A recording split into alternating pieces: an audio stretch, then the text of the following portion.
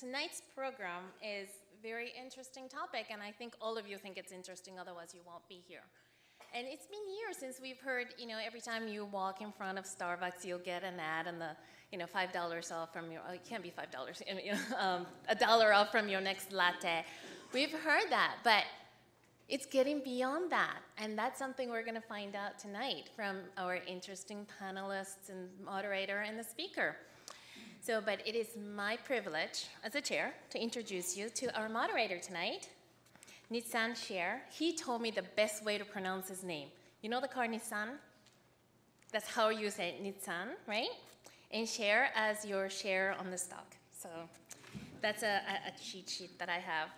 So he made the Skype Mobile, which I think a lot of you do use, happen. And right now he helps a lot of companies help them find the breakthrough product in mobile and mobile commerce. And he is currently the managing director and founder of High Start Group. That is the consulting firm that he works with a lot of mobile commerce and mobile companies. He does use his mobile for everything. He is constantly looking to charge his iPhone. He has to do it several times a day. And he has 2 kids, 2.5-year-old and 5.5-year-old. They each have their own iPad. So he is a very mobile family.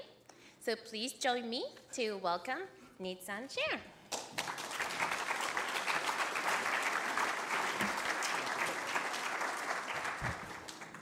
Heike, thank you very much for that wonderful introduction. Hiroshi, event team, it's been a privilege working together to get to today, and absolutely, I know that there's been a lot of work to do that. It has been said that mobile commerce has the potential to have dramatic change. One of the biggest changes we have seen in commerce in the past decade. It's been a running joke in the industry that mobile commerce will be the next big thing in 2 years' time for the past 15 years or so. But potentially this evening we're going to hear that revolution is upon us. We have a jam-packed agenda, and I'm fortunate to be accompanied this evening by a panel of true thought leaders in the mobile commerce space. Before we get started, I just wanted to have a quick show of hands so we know who is with us this evening. I wanted to ask who represents a retailer or a retail brand? Raise your hand. Okay. How about a startup in the mobile space? Okay, wow. Okay. And 2 more. A banker, payments, or an investor? Okay. Very good. And I'd say, finally, a marketing agency or an advertising space? A little bit. Okay. Fairly good representation. I'd say, I'm going to guess that those that didn't raise their hand just really love shopping, and that's why they're here tonight. Okay. So I'd like to get started just with 7 quick thoughts about mobile commerce, and then pass it on to our speaker, and then have a good discussion, all of us together. Through our work at HSG, we have the privilege to work with banks, with mobile carriers such as AT&T, with startups that are in the space of mobile commerce. And I can tell you there's a heck of a lot in the pipeline right now, and a lot of changes some of which we're going to discuss tonight. But one of the things that is most apparent that I'd actually like to start with is the technology is merging offline and online in a way that you think about mobile commerce. Many think about mobile commerce as part of or as a semi-replacement, taking a piece out of the pie of e-commerce. So e-commerce is around $200 billion or so in 2011. Commerce is $3 trillion in the United States. I think one of the points I'd like to make tonight is that think of mobile commerce as part of the larger $3 trillion rather than part of the $200 billion. And specifically what I'm talking about over there is that so much commerce is going to be in real stores and brick and mortar is going to be influenced through information and experiences that people have on their mobile phone. As a matter of fact, in a couple of years, mobile commerce will eclipse e-commerce in the influence and the impact it'll have. So it's really quite a dramatic change that we're about to see. Customer behavior is changing. 2011, 2012 are the years that we're going to see mobile commerce pick up in a significant way. It's not 2010 was really the beginning. 2011, we're already starting to see things moving. 6.5 million consumers access their mobile retail content 3 or more times a day. And another one that I love, 40% of smartphone users have made a mobile purchase already. So the numbers are really changing and starting to influence mainstream. New business opportunities are emerging across the purchase cycle. And this is a framework that we like to use when we think about mobile commerce. As you think about a startup opportunity, as you think about as a retailer or advertiser, to think about mobile commerce in each one of the connection dots between those different parts of the customer life cycle. You could think about what it is to drive awareness through mobile, when I discover new products that I would consider buying and when I discover new brands, about the trial, about the in-store purchase itself and how checkout is influenced by this, and additionally to cross-sell and upsell opportunities once the mobile phone application owner knows what you're purchasing at that point of time, what opportunities arise to cross-sell and upsell in real time. And finally, obviously, through social networking, through gaming, the opportunity for referral is very strong. We are in California, have to mention the gold rush. Mobile commerce is also very hyped. There is a lot of talk about it. There is also a reason why this hall is full tonight, but also because this hall is full tonight, you know that there are real opportunities over here. But I would just caution, and we're going to cover this tonight in the discussion, the areas that have long-standing true opportunity and where the value will be created and endured over time. I think there's a great article. I think we're in Stanford, but we're allowed to mention HBS professors. Clay Christensen has a great article called Skating to Where the Money Will Be. Won't go into that article tonight, but I will encourage you to take a look at that and to understand where in the value chain value will be created over time in the mobile commerce space. Think about that topic tonight. Fifth point. A new ecosystem is created. There is a continuous battle between brands and retailers and advertisers. Who's going to own the bigger chunk of the value proposition? The ecosystem of retail is in the process of changing. We're going to discuss that with Shopkick in just a moment, and Best Buy perspective in just a moment. But to understand what is the role that each one plays over here, who is the one that interfaces and owns the customer relationship, will define a lot of the new ecosystem structure. Advertisers are going to be playing a new role. Banks are playing a new role in this ecosystem. One before last. Mobile commerce enables customers for, I won't say for the first time, but in a much bigger way to own new relationships. And the relationships direct to manufacturers, relationships to brands directly, not necessarily going through the traditional form that you have to stop by a retailer and the retailer is the only avenue you have access to. Thinking of those different connecting points and touch points that consumers have with different players in the value chain will be an important element. And finally, as a seventh, but the future is unknown. We're in the beginning of a process, a lot of excitement ahead of us. What this will lead to, we don't exactly know, but I do know that a lot of the people in the room tonight are going to be leading that change. So we're after an interesting discussion. And with that, I would like to introduce our speaker for the evening. He is recognized as a visionary and responsible for much of the rapid ascent that Shopkick has had. He's an authority on e-commerce, security, machine learning, and a serial entrepreneur and a prolific inventor, over 70 patents under his name.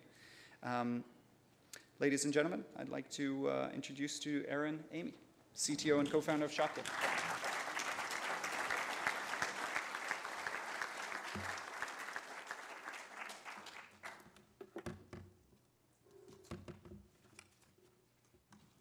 For my first trick, I'll see if the projector works.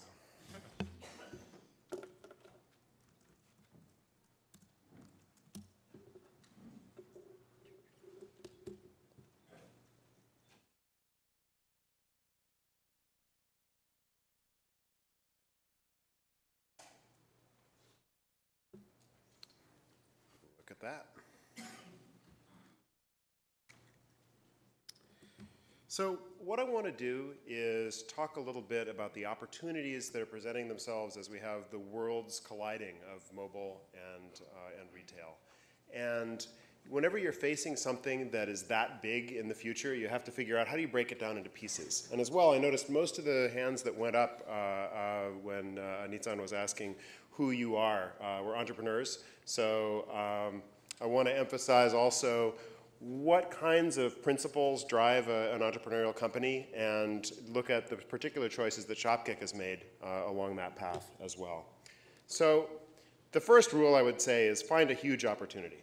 And the huge opportunity that we're going after is based on our belief that the future of online is offline, by which we mean it's not going to be about going somewhere to sit in front of a computer. It's about having something with you at all times that's enhancing the experience you're having as you're going through your life. And you know, cell phones are obviously what's doing that today. That's driving this transformation. And there are a lot more people using cell phones than there are using the web. And just this month, according to Flurry anyway, we've got people spending more time in the US using mobile apps than we do using the internet, which is a milestone on the level of more time spent on the internet than watching television. Dramatic transformations underway. And on the other hand, you have retail. And here's a store 100 years ago in 1911. You walk in and you have a dizzying array of choices to make, and you try to figure out what you buy, and then you buy it. And that hasn't changed much. It might have gotten a little bit more dramatic over the years, but the basic fundamental consumer experience hasn't changed. And that's an opportunity because now everybody is walking into that store, which hasn't changed so much, with a computer in their pocket, and the opportunity to apply new technologies in ways that haven't been possible. And we see that next horizon as being a deep integration of the physical world and the interactive world, to bringing online into the offline experience. And there's already strong evidence that this is happening. This has actually happened without people really realizing it all that much. And you can see that from the fact that the fastest growing category in retail is not e-commerce. It's actually offline retail that's influenced by online activities. And that's a $1 trillion market this year, growing at 19% per year, and next year it'll be 40% of all commerce. So this is already happening, and the key point here with respect to mobile is that mobile is a much better and more relevant tool for that than your computer. So you see these trends coming together to make mobile retail an extremely powerful phenomenon. And I want to say, you know, just rules for entrepreneurs. Obviously, working with the right people, both within your company and outside of the company, is critical. And early on, we realized that what our model was based on was partnerships with large businesses that would be very hard to build partnerships with as just a couple of guys in a garage with limited credibility. So, you know, we worked with Kleiner, who funded us our Series A. Reid Hoffman was a seed investor, actually introduced two of the co-founders. And, you know, both KP and Greylock have been phenomenal at opening up a lot of doors and making things possible when we're very small. So that's really critical. Another key learning for entrepreneurs is most companies fail at first, where you define fail as not making money on the thing you thought you were going to make money at. So you have to structure not around executing, but around learning. And an example of that, we asked ourselves a whole series of questions, you know, assumptions that we had that we weren't really sure were true, no matter how much we believed that they were. An example of that is, are consumers really going to open up an app and fiddle around with it while they're shopping? And this was 2 years ago, so it wasn't obvious yet. And we created a test application called CauseWorld. We actually had 3 trial applications of this nature to answer a variety of different questions. And we found millions of people checking into places. We weren't sure what that meant, so we did some things that were traceable to transactions and found that indeed people were using the app while they were shopping. So that was a relief, because I'm not sure what app we would have done if people weren't going to use an app. But there were a variety of other questions that were answered both negatively and positively, and we learned a lot from that process. But it's important to realize also, check-ins are a nice start, but they don't really mean much. They're mostly fake. People aren't necessarily where they're checking into. And that's interesting, because what's the #1 challenge for every retailer out there? It's simple. It's foot traffic. It's getting people in the door. You need someone to come into your store as a prerequisite to that transaction that you want to have happen. So if that's the case, then why has there never been a program to reward people for going into the stores? Pretty fundamental question. And it's got a very simple answer, which is no one knows you're there. And if they do know you're there, they don't know why you're there. So it's very hard to offer a meaningful incentive if you can't track that and know, here's somebody who should be rewarded because we offered them something. So that problem right there we identified as something that we wanted to go after with Shopkick. And what we saw was the opportunity to create the first program that gives rewards and offers simply for walking into a store, not just a store, but a wide variety of different stores. And there was a proof point that this could be a very powerful model, and that proof point is online. Because the most successful business model online has been cost per click advertising, a CPC-based model, which is the direct analog of paying for foot traffic online. It's performance-based marketing in the real world. And one of the interesting first things we realized was that it can't be accomplished with the technologies that then existed, using GPS, for example. And here's an object lesson in that. The green markers on the map represent the actual physical locations of a number of people, and the blue markers represent where their handsets said they were at the time they were actually at the green markers. If you're a retailer, you're not that interested in paying people to be in your neighborhood. You want to pay them to be in your store. And so that was a strong indicator that we needed to do something a little bit differently. And we created something we call the Shopkick signal, which is the first presence detection technology that actually knows the moment you cross the threshold and walk in the door to the store, a critical building block to being able to provide an incentive for that activity. Now, a lot of people assume that we kind of started with that technology and then found an application for it and built a business. That's not the way it worked with us. We knew what we wanted to build. We just didn't know if we could build it. So we followed a very disciplined engineering process around that. We, first of all, evaluated all the existing technologies, found, no, there's nothing out there that really does what we need. Then we just enumerated all the possible approaches. What are all the analog interfaces on your handset? Everything from the cellular radio to Wi-Fi to accelerometers, magnetometers, et cetera. And we did an R&D project to experiment with every single one of those and figure out what we could potentially use without any preconceived notions. And we eventually crossed everything off the list for one reason or another until we came to the microphone. And that was actually not a very encouraging answer because it's hard to do like open air acoustic signal processing. But we did enough experimentation to figure out that it was technically feasible and made a commitment to it. We sort of bet the company on our ability to do that, and we executed on it.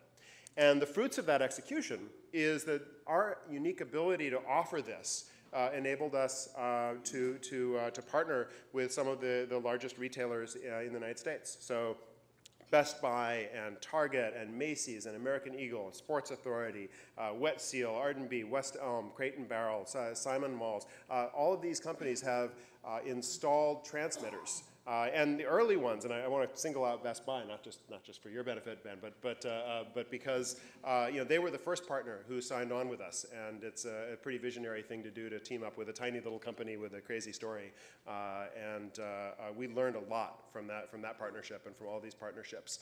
And we're now these numbers are already obsolete. We're in thousands of stores across the country, in hundreds of malls, and that number's growing very fast.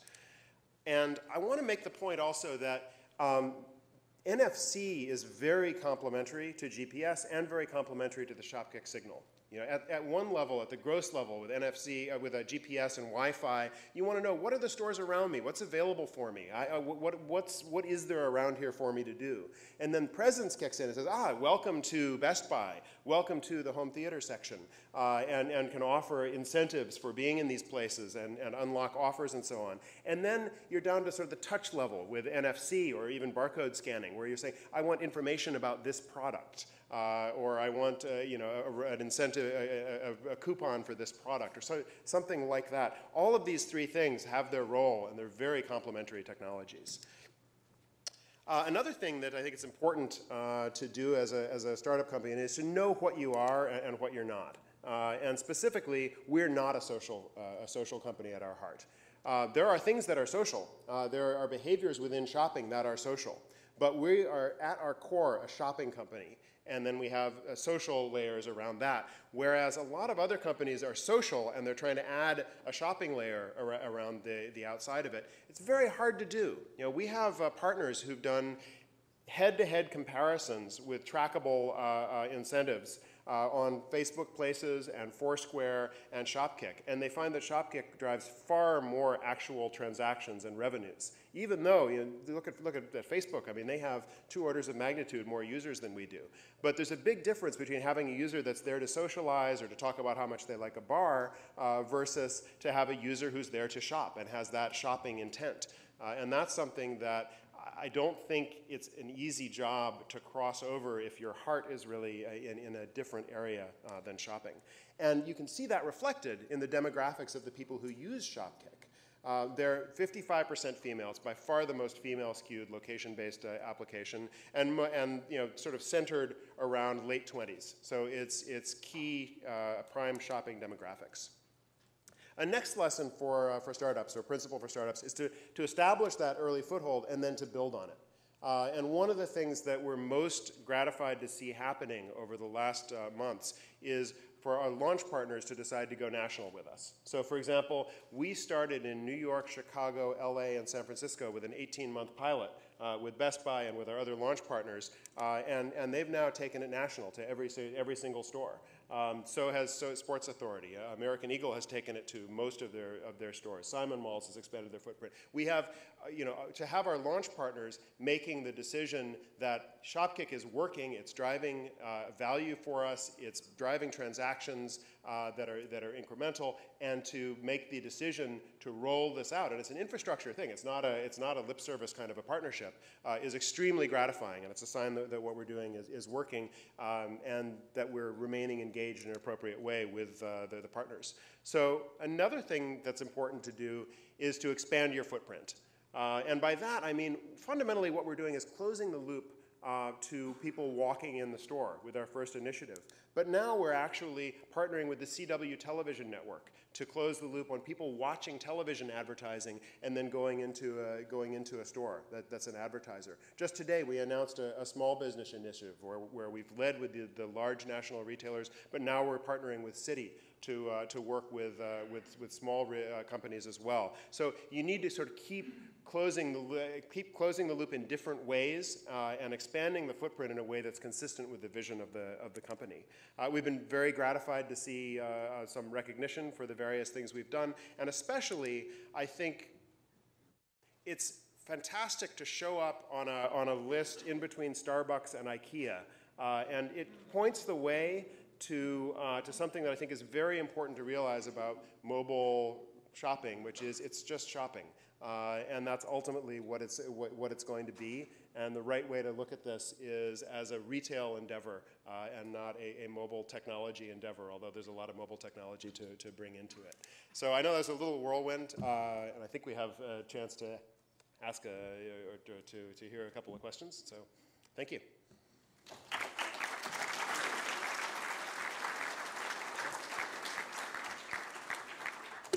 Thank you, Aaron. That was fascinating, and I love the focus as well on the fact, as you actually ended, on the fact that at the end of the day, it's about making a consumer, helping a consumer make a real transaction, not walk in, walk out, or check in the neighborhood. What we'd like to do, first of all, I'd like just to make you aware of yellow cards that volunteers will be passing out just now. Write down questions. And we're going to open up, we're going to have a short, probably a 20-minute discussion over here on stage between the panelists, first asking Aaron questions, and then a number of questions we've prepared in advance and we've talked about that we want to make sure we want to cover the topic. But then we really want to have a good discussion. So please jot down the questions, pass them, there'll be volunteers collecting. We're collecting them, and then there's a process by which they, if they're written really well, they will be advanced forward. And they're already on your chairs, evidently. So you have that. I'd like to introduce our 3 other panelists, and then put Aaron on a hot seat. I have a warm-up question for him on a softball. But first of all, Bob Borchers. is a general partner at Opus Capital. He's a true veteran of the mobile space. One of the early members of the first iPhone team, and headed up product marketing for that group. Also served as VP at Nokia. And if you haven't seen it yet, I would encourage you to go to his website and see a wrap presentation that he does of the iPhone. And maybe we can encourage him later tonight to do a replica of that. Not likely. Not like, well, I'm sure a few beers can help on that front. Bob invests in early stage ventures, especially in the mobile space. So all of those startups that raised their hands earlier, Bob is here. I'd also like to introduce Ben Harrington. Ben is the director of mobile and web strategy at Best Buy. He has one of the funnest jobs out there. He takes emerging ideas and emerging technologies and makes them into real products at Best Buy. And currently he's had a number of profound successes on the social front, building a team of 2,000 people that help people at Best Buy through social channels, and currently leads the mobile team, and we are very much looking forward to hearing your insights, Ben. Finally, Matt Weathers, VP Product at ShopSavvy. Matt leads the strategies for user engagement and mobile commerce at ShopSavvy. He previously was at PayPal Mobile, who's one of the pioneers and leaders in the space, and is going to tell us about outstanding performance that ShopSavvy has been picking up. Over 10 million users, started off as barcodes, but now moving to a full store experience.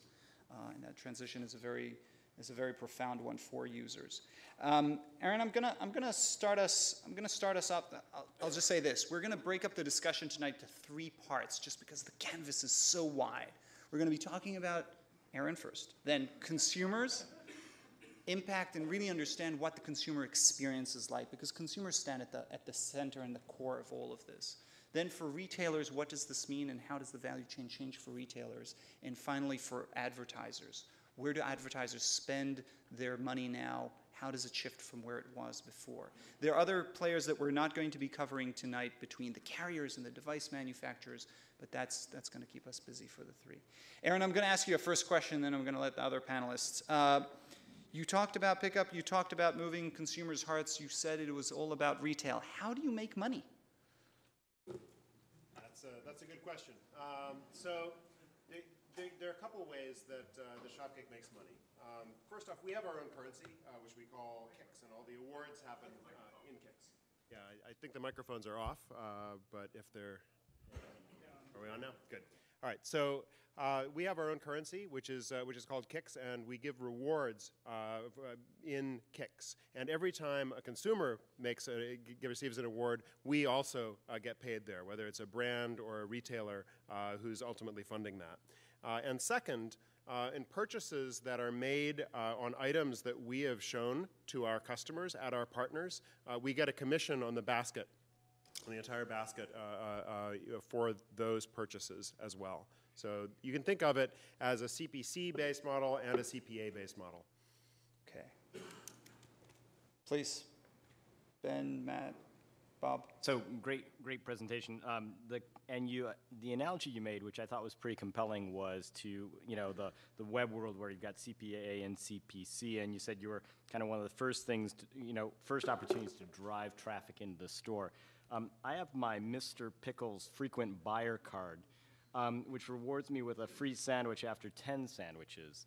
Isn't that really how is that different than Shopkick? And isn't it a CPA model? I mean, why Shopkick's approach better than the Mr. Pickles loyalty card? We've wanted to partner with Mr. Pickles for a long time now. and if any of you can make the introduction. Right here. I know the owner. So that's a strategic objective of ours. But this is a frequent buyer card. So this is very much a CPA model reward for purchase. But don't retailers like buyers? Retailers do like buyers, but but they also like foot traffic. And sophisticated retailers, just like an online website, know what their conversion rates are. They know what kind of economic value they can get out of it. And it's a different message to a consumer to have an incentive to simply go somewhere rather than to have to buy. So for casual shopping, certainly, that's a compelling incentive. It's also opening the door to a dialogue with the consumer, because in order to get your reward, you have your app open, it detects that you've walked in, and then there it is, something personal to you that you might be interested in. So these cards are great, and they'll go electronic also. There's no reason that those won't be mobile, but it is a different model than rewards for visiting a store. So one key takeaway for those that are tweeting, it's at VLab, right? Is the handle at VLab? The personalization aspect is a very profound one in mobile commerce. It's the ability to be on your phone and to customize it based on a lot of information. Ben, I want you to ask a question for Aaron. You're leading the. Ask any question? Any question you like, but you're leading the experience. How does it look from the Best Buy perspective? Want me to answer? Or just ask, okay. Or ask the question. My Sure. general question from your presentation is, what do you think the primary means for the spreading of Shopkick is? Is it the retailers helping people become aware? Is it I understand for Cause World, it was probably the causes. So are the causes replaced by retailers in this model? Yeah. This is a really interesting question, and it kind of goes back to the "what are you at your heart" question as well. To date, it has not been an exceptionally social and viral spread. It's been word of mouth. It's been working with our partners, such as yourselves, appearing in newsletters and even in the Sunday Circular recently. That's been powerful as well. Just having gained some momentum through word of mouth and gotten onto the hot lists and being featured on the Android market and on the iTunes App Store have both been really powerful for us. That said, of course, there's always a desire to spread more through a viral mechanism and so on. So we'll be doing a lot of that as well. That's what I thought about with the Mr. Pickles example, which we should keep going for the rest of the panel. Absolutely. Because if Mr. Pickles has his own app, and then Mr. Whatever Tamales has his app, we're going to have to think about that for the consumer. It's something we want to talk about later, so we don't have to knock it out now. But I mean, that's something that I'm personally thinking a lot about, is app proliferation. Yeah, and I want to put that question to the audience. So first of all, how many people purchased a real life product on their mobile phone, not a virtual product like iTunes? Hands up. Wow. Okay. Mobile commerce is a reality in this room, for sure. Yeah. Out of those, how many people used a application to do that was the retailer's application? So a branded Best Buy or Target. Okay. So about half the hands. Okay. So half and half nowadays, and you're raising the question moving forward, how many of the people in this room will continue to use applications that are branded by the retailer versus applications like Shopkick that pass around? But Aaron? Yeah, this is a really interesting point, and one of the things we did before we started the company was to do a lot of consumer study, and overwhelmingly people do not want multiple applications, and it was kind of reflected also in our early conversations with retailers. These days, everyone is receptive to an application that encompasses multiple retailers, because I think it's just well understood that that's what consumers want. Early on, there was a clear dividing line between those who had tried to have their own application and those who had not. And those who had their own applications out were very receptive to working with somebody who was going across retailers, because they knew the limitations of that approach. People don't want 20 apps, and no matter how powerful a retailer you are, chances are people don't want to be running your app all the time. Whereas people are shopping regularly. So you have an opportunity to get in front of people all the time if you're part of an app that people are using all the time, but not if you're trying to do it with your own application. And the people who hadn't yet tried a mobile strategy said, well, we just hired, Bob as our VP of mobile, and he's a genius, and we're going to take over the world with our mobile app. We don't need anything like this. And then, a year later, they came back and said, the Shopkick sounds pretty interesting. Yep. So that's the general trend that I've seen. I think there's a very strong consumer desire not to proliferate these apps. Mm-hmm. Okay. Matt, I'm going to start you off on, we're going to take Aaron out of the hot seat for now, though he dealt very well with it, I think, in the hot seat. What is the biggest change you see mobile commerce driving? Small question. The biggest change you see from your perspective, from your lens. What's the biggest thing that's going to change in our lives over the next 5 years? Okay, so I think first I'll give you a little background too on what we do, so you kind of get a sense of this perspective. I think Aaron did a good job of laying the context of this transformation of putting a computer in your pocket and the internet in your pocket and all the power and information that's available to it basically brings what's currently in your home, in your den, or in your office into the store with you as you shop. So our goal at ShopSavvy is to basically let users access all the information they need to when they're going to buy a product. So we think the biggest transformation, the one that we're focusing on, is helping users make better decisions. So I can kind of go on about what that looks like. I'll paint a little bit of our vision of the future and what we're trying to do.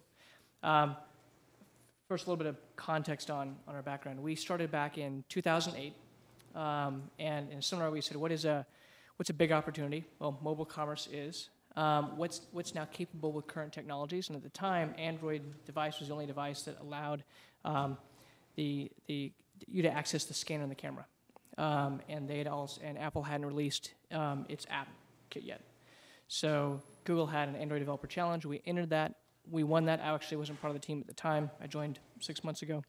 But we won that with the idea of, what if we could use this scanner and solve this problem of, the key thing that users are often thinking about when they're considering buying a product is this a good price?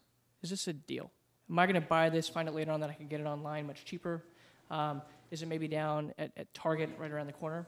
And so we created an app where someone could scan an item quickly and get with it online prices, local prices from stores nearby, and reviews. And it took off. And we're also quite lucky. So for those of you who are entrepreneurs, it helps to be lucky. Because we won that challenge, T-Mobile also put us in G1, and all of their stores, they promoted ShopSavvy because it was distinct from what iPhone was doing, what iPhone was capable of at the time. So that helped us tremendously. We launched in Europe, launched in the US, and users also liked it. At first it was kind of a gimmick, and because they could show friends, they could scan stuff around the office, but they began to use it in stores. And so we've kind of taken that core premise of helping a user get information, and we've now built onto that. So we've added in the ability to add lists and manage lists as you shop. We've added the ability to get information on products, like nutrition information. And our vision going forward is to then help them take action on the things that they see. So we did an integration with PayPal, which is how I first met the team, where if you see an item and you have a PayPal account, and then merchants also integrated with PayPal Mobile, you can just put in your PayPal passcode and buy it and have it shipped to your home. And in the future, we plan to, in the next few months, be opening that up to anybody who has a credit card.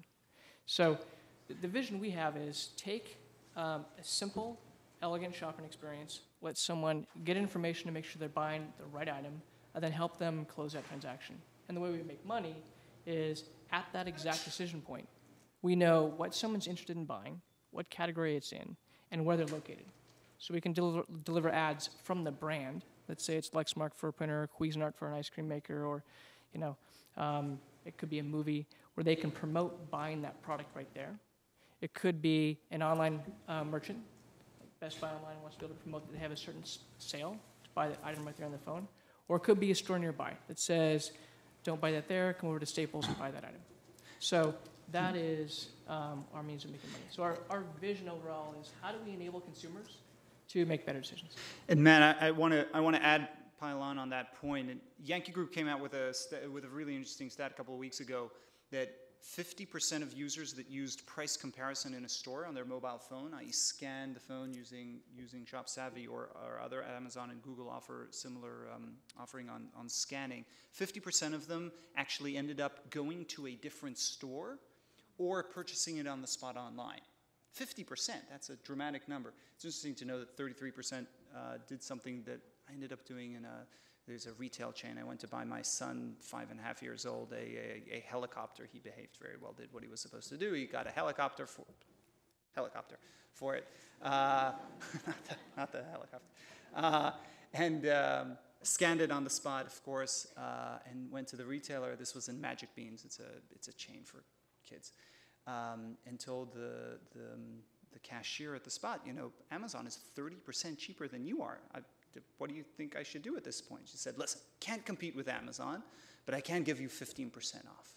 And I bought it on the spot because the kid was there and he wanted this present. But it's interesting the dynamic that occurs over there and the trade-off between waiting the additional day versus neutralizing now everybody is all about price. Ben, you have an interesting perspective, and I'd love to hear it on the topic. Saw that coming, but. Yeah. It was all a build-up to ask you the next question. And that is, as users come into your stores, how does it not become all about price? Why do they not just come to Best Buy, look at the products, and then go buy it off of Amazon? Yeah, I think it's obviously a huge thing we're wrestling with. It's something that we definitely need to solve, and I think for us, it comes down to, why did people across all different time in retail cross the threshold of that door, right? To get more information, to discuss, to touch, to feel, and how do we amplify those points and share them? So to me, it's about actually starting to catalog how our 100,000 employees across the company can help you. And we want to bring that online and in-store using the mobile device, right? So we want to take those things that were uniquely physical and help them propel us digitally, right? So to me, that was kind of always the promise of e-commerce. But what e-commerce really is a catalog website, right, with things in different categories. A particular blog post, this is kind of lame, but it still drives me. Robert Scoble in 2009 posted this post. He was sitting at Web 2.0 Expo and he said, as soon as BestBuy.com has people on the homepage, I'll know that we've succeeded. And that to me, I think, is what mobile can now unlock, right? Got all these people that people are coming to see with varying degrees of information and help that they can offer. We haven't mobilized that. We haven't turned that digital yet.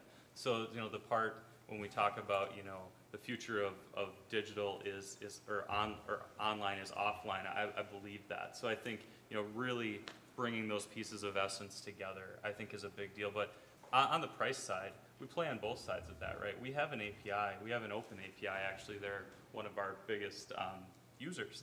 And they are actually hitting our prices every day when you're standing in our competitors as well. So just understand that that's a two-way game, and it will continue to be played, and it's not people in my background, but people that are merchants play that game every day. The people like me need to add in those extra pieces of digital information, the extra pieces that made a physical store valuable, because there isn't that front door anymore. People aren't just driving to browse as much anymore, right? I don't feel that way, at least. So I need to take those parts and extract them out digitally. So that's what I'm looking at. So making the experience in the store compelling enough and interesting enough for people to buy through Best Buy versus other retailers. Yeah, the I think, differentiation is all experience. of those, I think time is realistic too, right? I mean, it's not going to be beat Amazon on price. It's going to be, we're here, it's here now, we have expertise. We also have things that make this work, right? We have the things that connect this to make this work. The driver product is not the thing really anymore, right? Your iPad is not, I mean, it is an iPad, but it doesn't do what you want it to do without a number of other things, right? So that physical retail still brings, and I think needs to be kind of bottled and used wider in digital realms as well. Bob, take us into the future. You see everyday entrepreneurs come up with great ideas, business models, new technologies. Augmented reality is here. NFC is almost here, maybe. Almost here. I have it. We have one NFC used. What does the user experience look like 2-3 years down the road? What's going to make it? Yeah, I'm probably not smart enough to figure out what the user experience looks like 2 to 3 years from now, but I think the key piece that you're hitting on is that the thing that we look for as investors, and besides markets that start with a T, It used to be a B, but T's good. I like that. $1 trillion markets. We look for people that are focused on creating compelling and kind of changing experiences for consumers, for merchants, for other folks. Actually, the Nokia N95 had a barcode scanning app in it. Nobody could find it. And if you used it, it connected to nothing, right? So the technology, it's a little bit like NFC right now, right? It's an interesting technology, but it's in search of an experience. And I think the thing that's going to change the way that people behave are going to be experiences that take them beyond the experience that they have today. So, NFC today, the value prop is I'm trading a swipe for a tap. It's not good enough, right? I'm pretty good at swiping. I've done it for 45 years. My wife and kids are even better. If, however, you start to say, well, it actually includes my loyalty information, my purchase history, my coupons, and all of that, and I can trade a bunch of swipes and a bunch of tip-taps for one tap, okay, that becomes compelling because it's changing behavior. It's changing experience. It's giving me a reason to do it. And so I'm less of an investor in technologies, more an investor in experiences. So I don't know what those experiences are, but I'm sure this room has lots of capable people to work on it. And I'd suggest, the main thing is think about what that technology is actually going to do in somebody's life, especially in this mobile commerce context. And don't focus on whether it's NFC or a clever audio solution. If somebody comes to you with a coupon idea, are you going to talk to him at all? Or is he thrown out of the office? Well, it depends. If they start out the coupon idea with the following pitch, I will throw them out of the office, which is, you're standing outside Starbucks. I know you're standing outside Starbucks, so I send you a coupon for a free latte. Okay, every retailer in the room is going, okay, if I'm Starbucks, I'm not sending you a latte because you're already outside the area, and I don't really need that to bring you in. The other thing is that I'm a Pete's guy, and I never drink coffee after noon, and I'm not a latte guy. My phone knows this, by the way, because every place I go, I search for Pete's, and I never search for Pete's anytime except between 7 and 9 a.m. So that context is incredibly important. So if you're telling me that you're going to deliver a coupon just because you know where I am, that's an interesting condition, but it's not a sufficient condition for success. Now, if you start to say, oh, well, I know you're a Pete's guy, and I know this, and this, and I'm going to deliver you a really valuable, idea coupon offer that's going to make you walk an extra block, yeah, okay, then I'm interested, and I'll buy you a bottle of Smart Water. Okay. And a Mr. Pickles. Yeah. Okay. We've talked about so now you know what pitches will work and what pitches won't. But we've talked about consumer and the consumer experience, and that really is at the core of mobile commerce, and that's the beginning of the discussion of any idea in the space. But just for a moment, as we touched on retailers and the pressures they're about to see with price comparison being so much easier now, with a lot of companies and startups moving in actually and saying, oh, retailer, kind of like old, you've been there for a long time, we're going to offer a much better experience for user, and oh, by the way, non-exclusive, all retailers are going to have this. If you're a retailer, you're feeling a little bit uncomfortable in this space. I'd love to hear anybody's opinion on this. What can the retailer do to really make the experience that much better? What real activities are left to done there that haven't been done yet? I'll jump in first.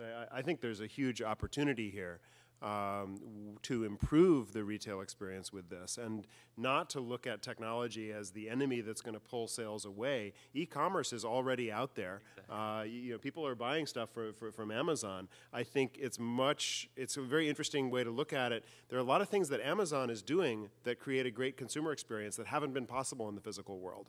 When you go there and I go there, we have different experiences because of the things that we like and all the personalization that's done there, the information that's there at your fingertips. This is actually an opportunity to bring the best part of the e-commerce experiences into the physical world. And the physical world has two huge advantages over e-commerce. You can feel and touch the thing that you're buying, and you can take it home with you. So those are pretty hard to overcome. It's a testament to how powerful these other technologies are that anyone buys anything online. Exactly. And now you can take those powerful technologies and transport them into the physical world. I think the one thing I'd throw onto it, I totally agree with all of that. I also think, it was touched on in I think both presentations was expanding beyond the point of the transaction. So there's just a huge wealth of things that go on in the Best Buy ecosystem and every ecosystem much prior to the purchase, research phase, learning phase, and then the follow-up support, all of that. You know, and I already mentioned the kind of making it all work, and I think there are huge opportunities there that people are not focused on enough, and I agree that mobile makes all of that better and makes the physical space very relevant for that. So I think that that's big, and also, I mean, if you think about if people are going to go purchase on Amazon, or people are going to go purchase somewhere else, I mean, there are opportunities to affiliate in different ways to make that work too. I mean, that's expanded assortment, right? I mean, everyone's doing it. Not everything is touchable. So the one person gets it the way they want. The other person gets it a few days later, but they got what they want as well. But that consultation, how to make it work, support, all of that, it's not been done yet. On that point, we're in the MIT Enterprise Forum. MIT Media Lab is actually working in partnership with a group within Best Buy. But they're working on the augmented reality experience. And just to give a flavor for it, what it looks like in a typical store, think of a Best Buy store. You walk in, you take 3 cameras, put them on the table that you're considering to buy. One of the great things online is automatic comparison. So augmented reality, the camera recognizes which 3 cameras you just put there. It displays a chart that compares them, and as you would in any other touch screen, this is just on the table because it's recognizing your gestures. You play around and you can start comparing, and if you take one camera off and put another camera in there, you can now see a new comparison of the 3. And one of the key things I think Ben was mentioning, there's another button you can press and you'll immediately see a display of somebody that can help you and can assist you. Displayed over there real time. You don't have to wait for that person to finish talking to another customer because there's a base of 2,000 people just waiting there to talk to you. A lot of opportunities opening up. With an eye on the clock, moving rapidly over to advertisers. Does advertising change at all in mobile commerce? I would say yes. So we talked to a lot of retailers. We talked to a lot of online merchants as well about advertising. And what's interesting is as we kind of describe what's possible when you have this user standing in front of a product in your store or someone else's store, and they scan it and we know the location, you can tell that they're thinking it's kind of like, well, today we have radio, we have newspaper inserts, and we have some degree of online marketing, although typically the physical retailer doesn't touch that piece or different groups. And those are very, or direct mail to the home, and those are very blunt instruments. You know, they're based upon some kind of demographic information and also very, very hard to track. And suddenly we have this, what if we could present to a user a specific offer to move them from one store location to another one? And I think a year ago, they were still trying to figure out, okay, is this real? Is it happening? We see 5 to 10% numbers. To is this a threat? Like, should we be actually trying to fight it, cutting off all the Wi-Fi in the store? And in the last 6 months to probably 6 months to maybe a year, we've seen folks realizing that this is happening. So the stats for the last holiday season were around 50% to 60% of users with smartphones are pulling those phones out during the holiday season to figure out what to buy, right? And there's certain retailers who I won't mention are actually watching users shop, and what they think they're seeing is people going in to buy the main item and then using Amazon or some other app to add stuff to their wish list and then going home and buying it. So there's this phenomenon happening. And what I think retailers need to basically ask, and this is how do you act in someone that's basically saying, I'm in the market for this item. Here I am. They're waving their hand. There's a person somewhere nearby you or in your store waving their hand. How do you act on that? Do you present them with a complimentary offer like, you're going to buy the DVD player? Here's three additional DVDs for it. Is it, if they're in a competitive store, what do you offer to them to bring them into that store? So that's the retailer side.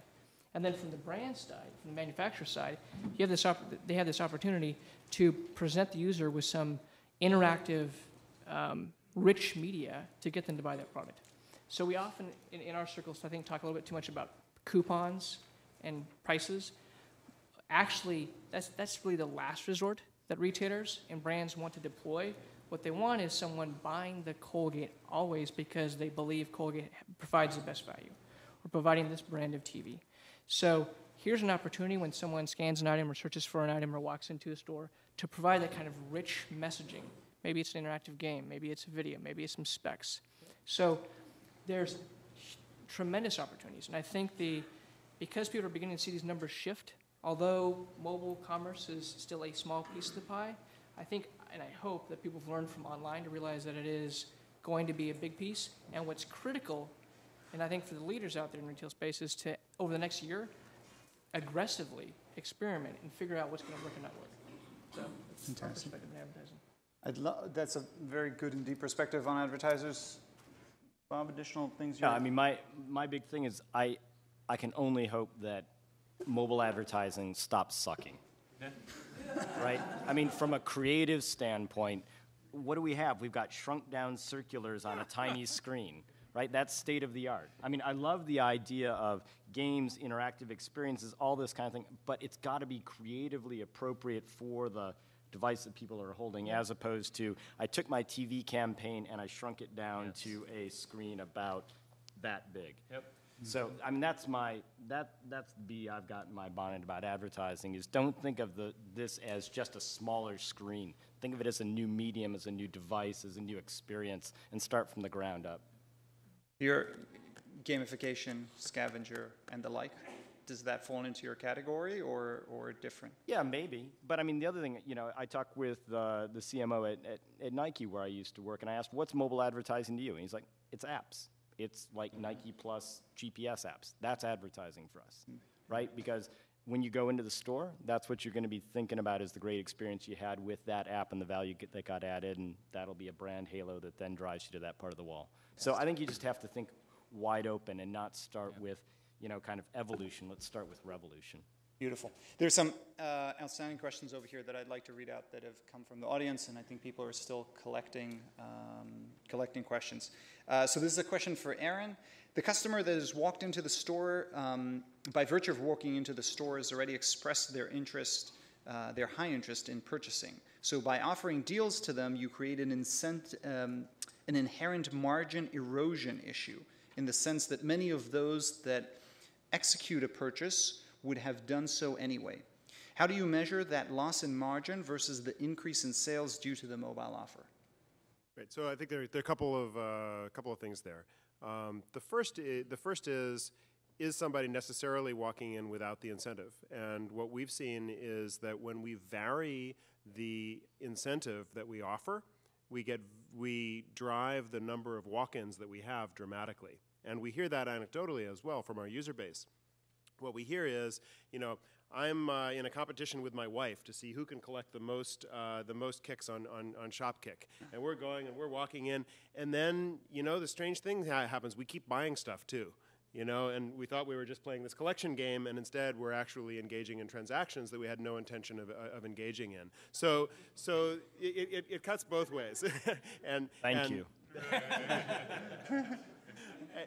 And this is something we haven't just heard a couple times. This is actually a strong meme. The other is the offers that get presented to you when you walk in the door are not necessarily for the exact thing that you had an intent to purchase. So, what you're really doing is opening up a dialogue with somebody when they're walking into the door, and there's a discovery process where they can find additional things that may be of interest to them.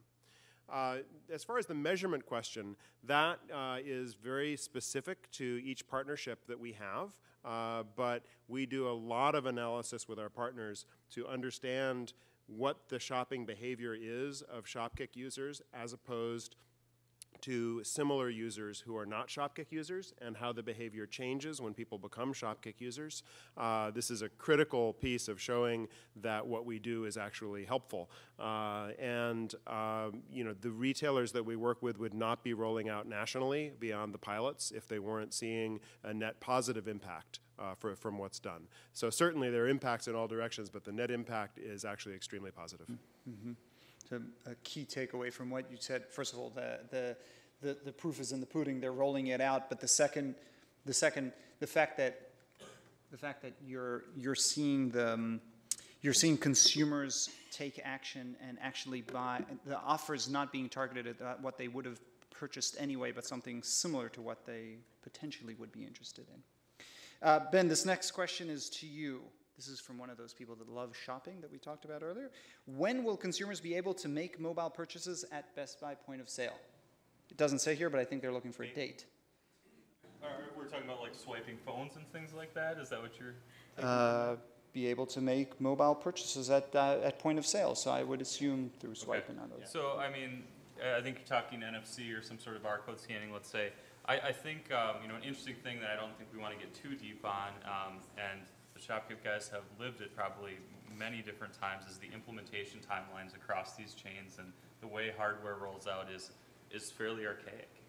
It's of a time where, you know, the POS systems are what you see when you look at them, right? They look like the 486 computers you had, you know, when, you know, whatever. I don't have to get into that. But I think that is a limiter, an inherent limiter. And then the other side is, especially for us, we're about choice. We want to actually have what the customer wants work.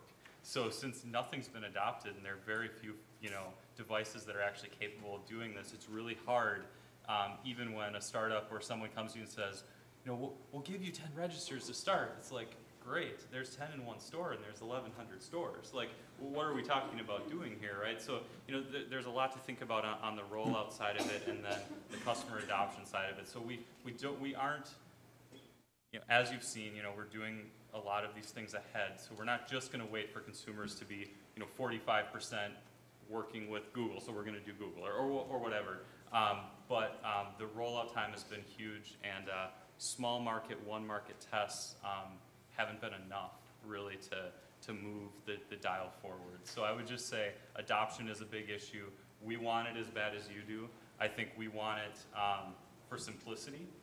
People all shouldn't have to walk to the front right corner to get out of the store, right? I mean, it doesn't make sense. It's just it's a thing we'd all like to reset, but I think it's going to be a little while before it's really pervasive. And that was said by one of the leading retailers in the space. It's going to take time.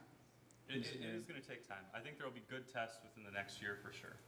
Most of this discussion has indicated advertising to consumers. Are there any trend data that suggests that consumers will tell the mobile web what price they want to pay, they're willing to pay, and have a local or online retailer match it? So I can share a little bit of a test we did for a while. We had an original app, something called Price Alerts, where we basically did that. We would let a user scan an item and then set the price that they wanted for it. And what's interesting, it's one of those things where you got to be careful when you're doing user research. This is one of the things I'd share for entrepreneurs. There's what users tell you when you ask them, and there's what they actually do. And so everyone said, oh my gosh, Price Alerts, it's brilliant. I love that. Well, it didn't get much usage. And our thinking is, one is because very often when someone scans that item, and shortly thereafter, somehow they bought it. So, you know, this idea that I'm going to scan something, then a few weeks later still be interested in the item is an issue. Second, you got to set that price alert.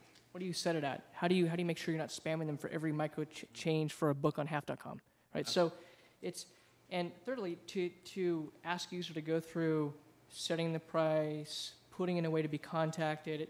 So, you know, it may have been our execution how we did it. So I would not say. I mean, I think there's an idea there somewhere. Someone's gonna nail that. Great, you should go out and do it. But you know, it requires keeping it super simple. And then is the end-to-end experience really going to be viable? So our thinking is going to go back and look harder at that case to figure out what really solves users' need. That plus Ben's point of sale system doesn't support it. Yeah. Well, the other thing I was thinking too on that is who does that alert go back to in a 7,000 person headquarters at Best Buy? Does that go back to the buyer? Does that go back to the merchant? Does that go? I mean, is the store even going to know that we decided to change the price for you? I mean, those type of real tactical things are a big question, and I think we need to keep just driving through this technology piece of it, making this possible. And I think we need to very quickly get into some tests here with consumers and seeing if they're going to adopt it. But I think there's just those big, the old shelves looking a lot like the new shelves, like in the presentation. I think there's a lot of that needs to be reset. I'm all for resetting it, but we need to start moving faster, I guess. Any comments on the new Apple Retail Store approach to providing all sorts of product information in user engagement via iPads next to their products on sale? So So Apple stores have rolled out iPads everywhere now. Multiple companies are following. Thoughts on Coming soon to a JCPenney near you. Yeah, so it makes a lot of sense. Mandatory, is that the way to go? What follows? What's that? Mandatory, all stores going to have it now? I think if you look at Apple retail, and there's some Apple folks in the audience who can speak to this probably better than I can, having left, 2 Though years they ago. won't, given that they're from Apple.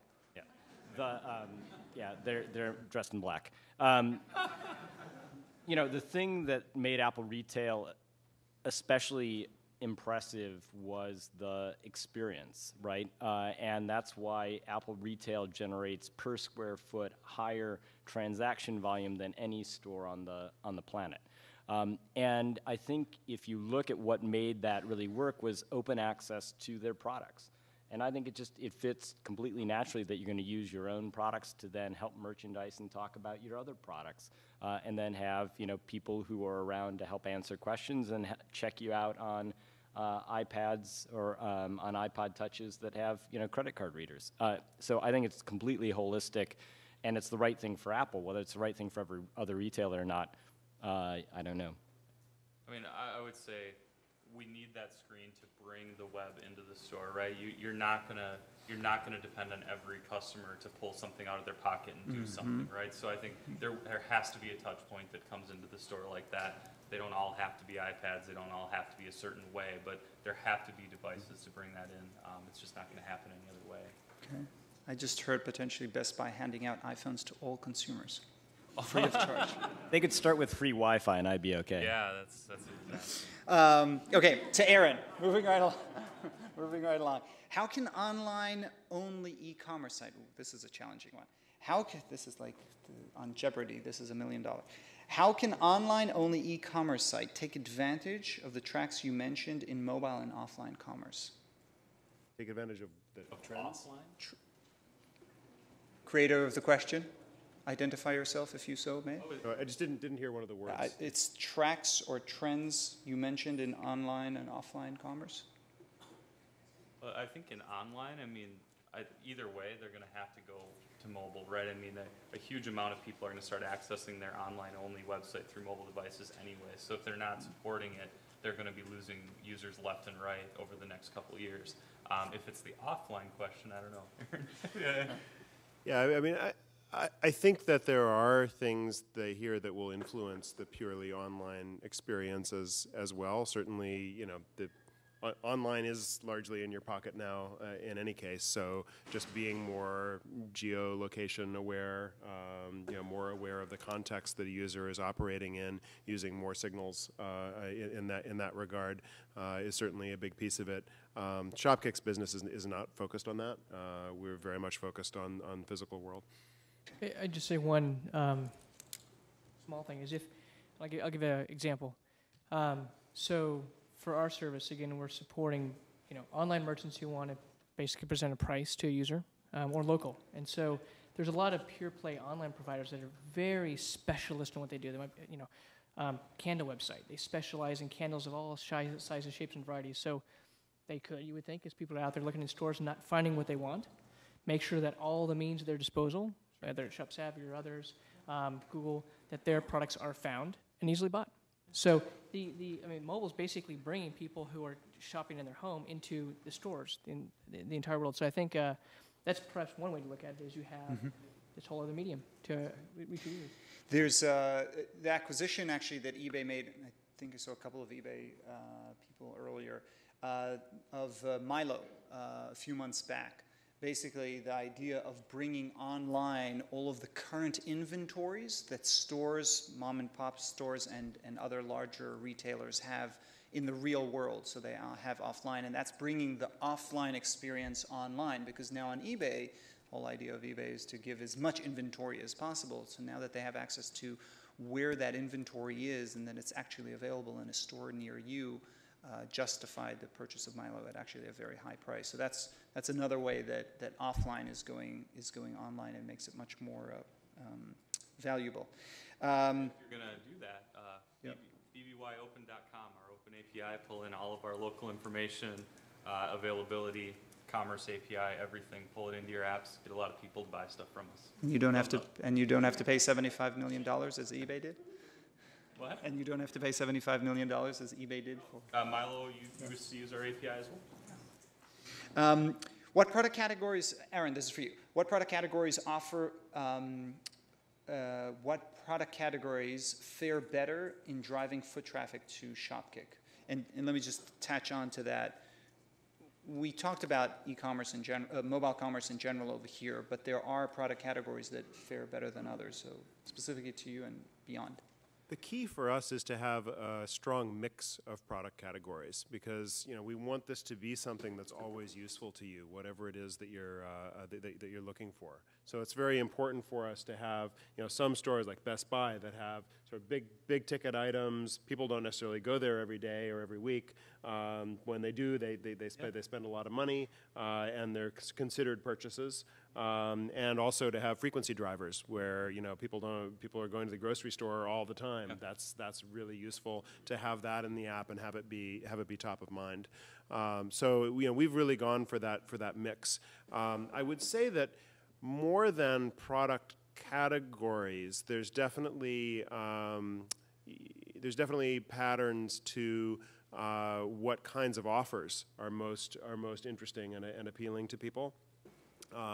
And in particular, the ones that have broad applicability. Since you're in a store or you're close to a store deciding whether to go to a store, if you have something that's 15% off, you look at it and you go, oh, I can use that.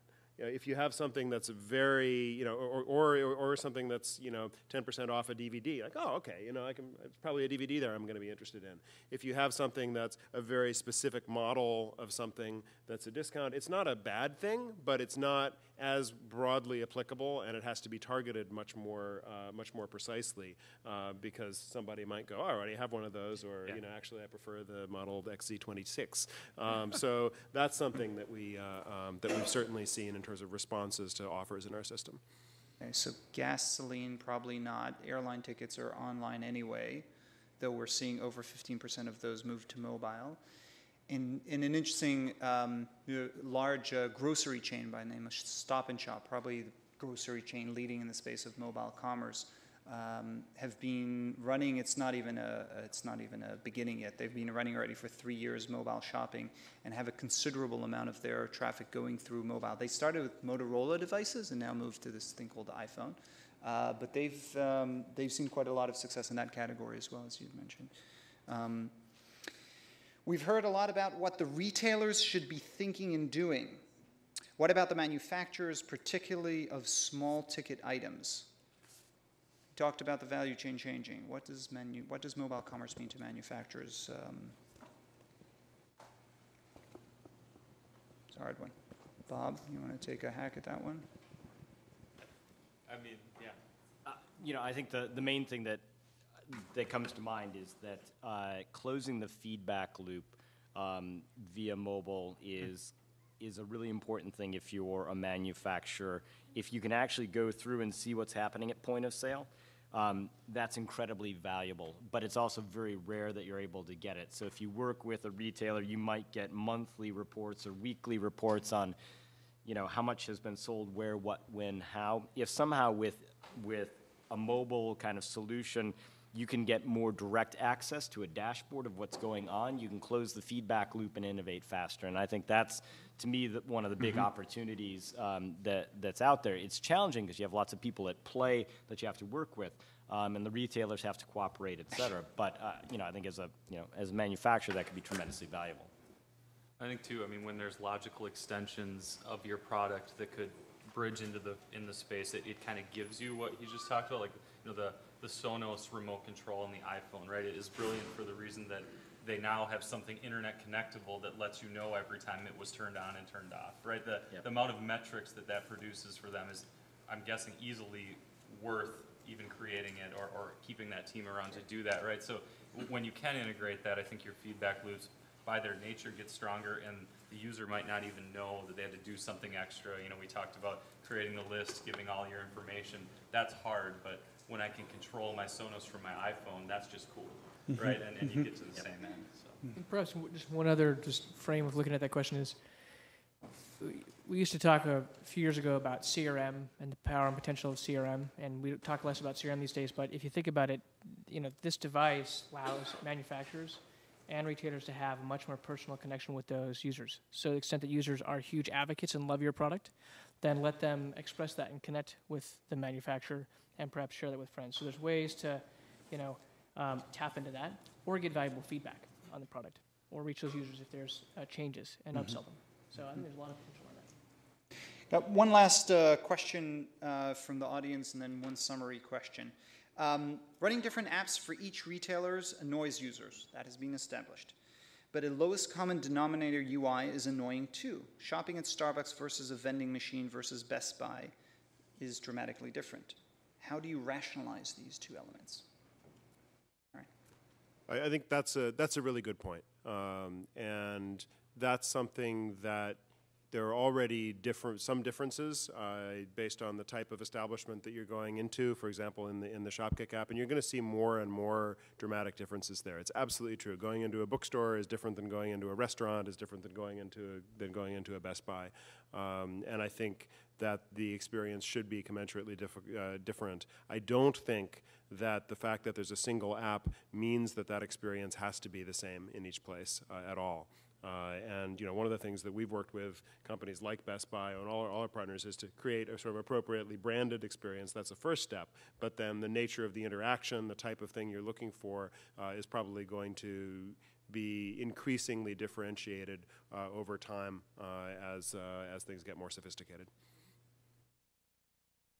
I guess I'd just simply add the people often ask how will mobile change retail overall, and I think or retailer strategies. And I think you have to look at a retailer's strategy. So if you, for example, looked at Ace Hardware and Home Depot, the reason why a user goes into a Ace Hardware is because the experience in Ace Hardware is different than that of an experience in Home Depot.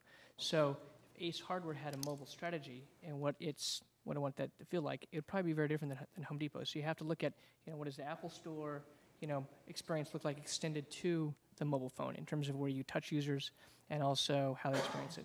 I'd also say that, to kind of reinforce something Ben was saying earlier, I think retailers need to not just think about their own branded experience and app, but how they can extend their inventory, their brand to other apps. Because people aren't just going to go to one place to shop. When you buy your airline ticket, you don't just go to American Airlines. You check your broad retailers like Kayak, Expedia, et cetera, and then a few of your choice airlines. You shop around at both places. It's interesting. The mobile experience is key for what will determine users' behavior. Curating the right amount of products and presenting them in the right way really determines what users do. You don't have the privilege of a large screen to say the simple end, but users today, I think over 56% said that the mobile experience that they have shopping in retail is bad to pathetic. And that in itself has a tremendous opportunity. How do you curate not 57,000 results, but the 3 results that are relevant and interesting to me and enable me in a 30 to 120 second amount of time that I have, which is the average experience when you go to mobile and want to create an activity, how do you enable me to complete the activity in that amount of time and curate it in an interesting way? So the user experience is a need that is yet to be unmet. I want to conclude with a combined question to each one of the panelists, and that is, what is going to inhibit or accelerate mobile commerce?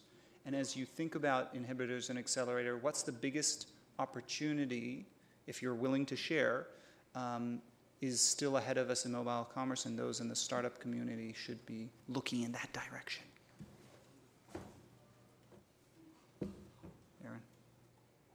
Well, it seems almost too easy to say that the biggest opportunity is the one that we're going after, but we wouldn't be going after it if we didn't think that. So okay. I have to have confidence in what you're doing. As far as accelerators and inhibitors,